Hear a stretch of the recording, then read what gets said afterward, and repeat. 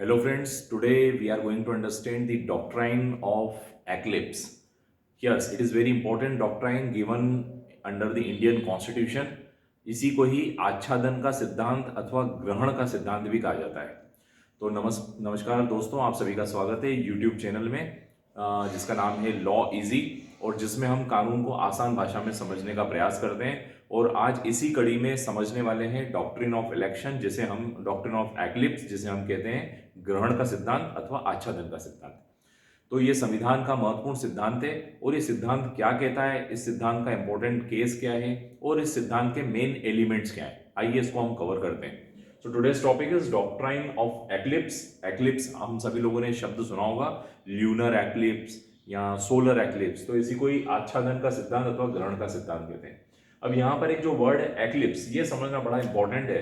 Eclipse का मतलब है ग्रहण, जैसे हम लोगों ने सुना है सूर्य ग्रहण यानी सोलर एक्लिप्स, या आप लोगों ने सुना होगा चंद्र ग्रहण यानी ल्यूनर एक्लिप्स। तो ये एक्लिप्स यानी जब ग्रहण लगता है तो आप सभी को पता है कि जो वो सूर्य अथवा चंद्रमा है वो ढक जाता है, बादलों से या क्लाउड से या किसी चीज से ढक जाता है, उसके ऊपर छाया आ जाती है, इसी को ही ग्रहण कहते हैं। यहाँ पर यदि हम संविधान की हम बात करें तो अनेक कानून ऐसे होते हैं जो संविधान के पहले से बने हुए हैं, है ना। संविधान हमारा 1950 में आया और हमारे संविधान हमारे देश का सर्वोच्च कानून है, यानी कॉन्स्टिट्यूशन कम्स इन ईयर 1950। 1950 में संविधान का निर्माण हुआ, लेकिन अनेक ऐसे कानून हैं जो संविधान के पहले से चलते आ रहे हैं। जैसे भारतीय दंड संहिता 1860 से चलती आ रही है, इंडियन कॉन्ट्रैक्ट एक्ट 1872 से चलता आ रहा है, ट्रांसफर ऑफ प्रॉपर्टी एक्ट यानी संपत्ति अंतरण अधिनियम 1882 से चलता आ रहा है। तो अनेक ऐसे कानून हैं जो संविधान के पहले से चलते आ रहे हैं, लेकिन संविधान आया 1950 में। और संविधान की एक विशेष बात है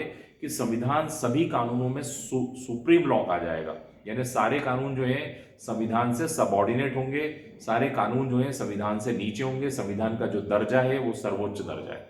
अब ऐसे में यदि कोई कानून संविधान के विपरीत बात करता है, यानी संविधान कुछ बात कर रहा है और वो कानून कुछ बात कर रहा है और वो कानून संविधान के पहले का कानून है, तो ऐसी स्थिति में डॉक्ट्रिन ऑफ एक्लिप्स वहां पर लागू हो जाता है। एक्लिप्स मतलब वो जो कानून है जो संविधान के विपरीत बात करता है उसके ऊपर ग्रहण लग जाएगा, अर्थात उसका जो प्रभाव है वो नहीं होगा, क्योंकि संविधान दो कानूनों का झगड़ा होता है कि संविधान और किसी अन्य कानून का झगड़ा होगा तो संविधान ही जीतेगा, क्योंकि संविधान जो है वो हमारे देश का सर्वोच्च कानून है। तो ये सिद्धांत कहता है कि laws are of two kinds, कानून दो प्रकार के हैं। एक है pre constitutional laws. Pre constitutional laws यानी संविधान पूर्व विधियां, संविधान से पहले से, संविधान 1950 में आया, संविधान के आने के पहले की कानून।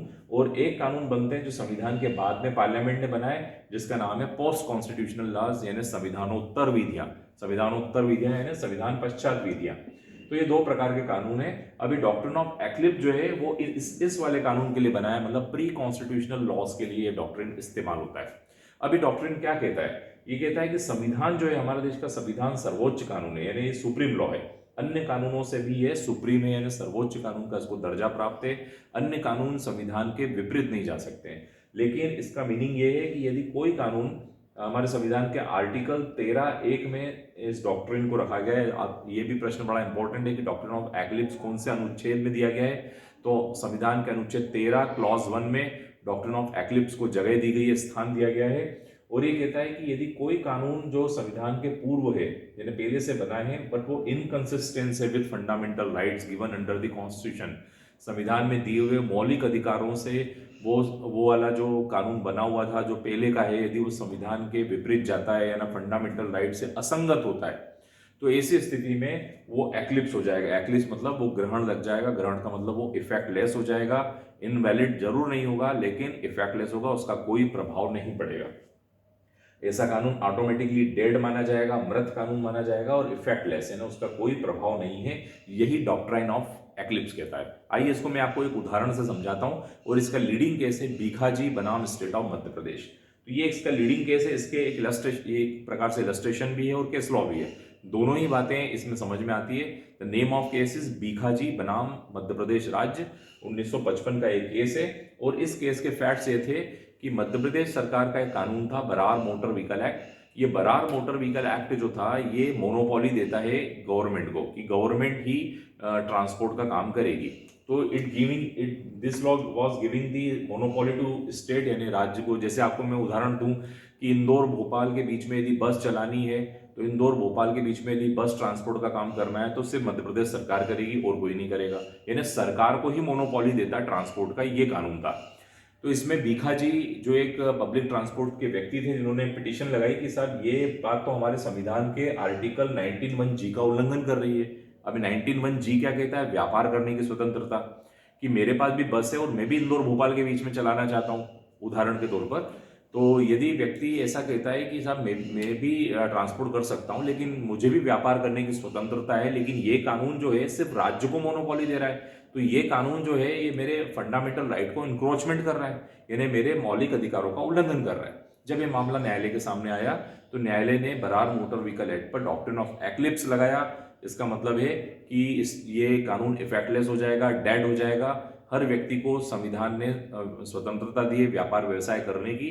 तो यदि कोई कानून संविधान के विपरीत जाने वाला है और वो संविधान पूर्व विधि है तो इस स्थिति में वो एक्लिप्स हो जाएगी, ढक जाएगी, उसके ऊपर ग्रहण लग जाएगा, अर्थात वो डेड हो जाएगा, इफेक्टलेस हो जाएगा। और इसमें यही हुआ। तो आपको मित्रों समझ में आया कि इस केस में किस प्रकार से डॉक्ट्रिन ऑफ एक्लिप्स का इस्तेमाल हुआ। अब इसके एलिमेंट्स देखते हैं, डॉक्ट्रिन ऑफ एक्लिप्स कब लागू होता है।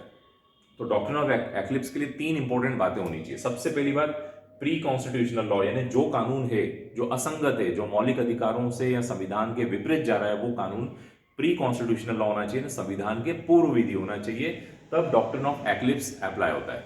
दूसरा, वो फंडामेंटल राइट के साथ कॉन्फ्लिक्ट करता हो, फंडामेंटल राइट यानी मौलिक अधिकारों से विपरीत जाता हो, यानी संविधान के विपरीत जाता हो, या किसी व्यक्ति के मौलिक अधिकारों से असंगत जाता हो, यह इंपॉर्टेंट, तब जाके डॉक्ट्रिन ऑफ एक्लिप्स लगेगा। अब ऐसी स्थिति में जब डॉक्ट्रिन ऑफ एक्लिप्स लगेगा तो वो कानून ऑटोमेटिकली हट नहीं जाएगा, वो इनऑपरेटिव हो जाएगा। इनऑपरेटिव, उसको हटाना है तो उसके लिए तो अमेंडमेंट की जरूरत पड़ेगी, कॉन्स्टिट्यूशनल अमेंडमेंट से ही हटाया जा सकता है, लेकिन अभी वो इनऑपरेटिव हो जाएगा, इनइफेक्टिव हो जाएगा, यानी मृत प्राय हो जाएगा। तो ये है डॉक्ट्रिन ऑफ एक्लिप्स, जो कि संविधान का एक इंपॉर्टेंट डॉक्ट्राइन है। अनेक एग्जामिनेशन में डॉक्ट्रिन ऑफ एक्लिप्स के ऊपर बहुत सारे क्वेश्चंस आते हैं, कौन से आर्टिकल में है, इसका लीडिंग केस क्या है, तो ये सारी बातें आपको इसमें कवर करने को मिलेगी। I hope you enjoyed this lecture. Kindly subscribe my channel Law Easy. Thank you so much.